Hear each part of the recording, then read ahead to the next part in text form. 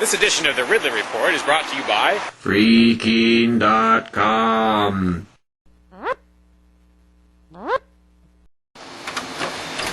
Decades overdue, it's finally starting.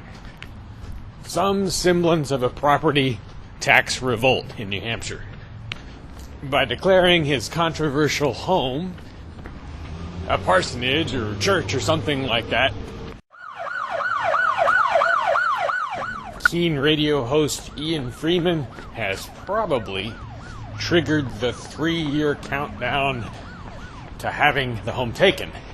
Now, when I say home, there are really different words that I could use for this spot. I could call it the Keene Activity Center, which is sort of part of the, duplex that makes up Ian's property.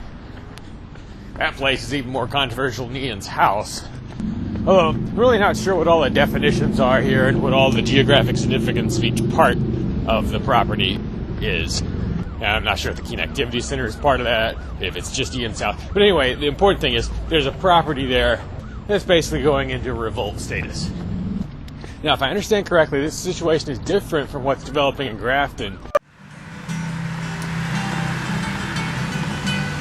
where Free Stater John Cannell owns a church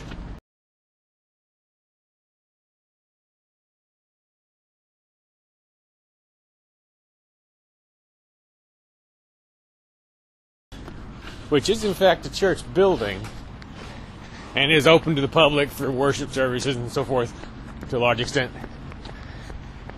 I'm assuming he, kind of went through the normal paces that you go through in terms of paperwork and so forth. I'm not really referring to that as an attempted revolt. Who is the guy in the hat? The man right there stole my phone. What Ian and company are doing, I got the impression from listening to Free Talk Live that they're not even going through the motions of trying to get government approval to be a church or be treated as a church. Anyway, so whichever of these properties or situations inspire you more, I think maybe we have some thinking to do about what kinds of things can or should be done to make sure the government does not have an easy time of it if it comes for them, for these properties.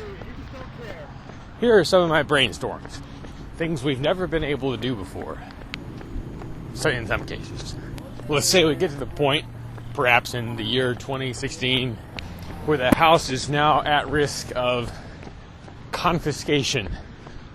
And personally, I would have preferred this was just an out-and-out civil disobedience act as opposed to going through the sort of freak showish element of calling it a church. People naming themselves all these titles that people are just going to laugh at. But the number one step that I think should be taken, and actually the step I take when I'm around the Keene Activity Center, is to try and become an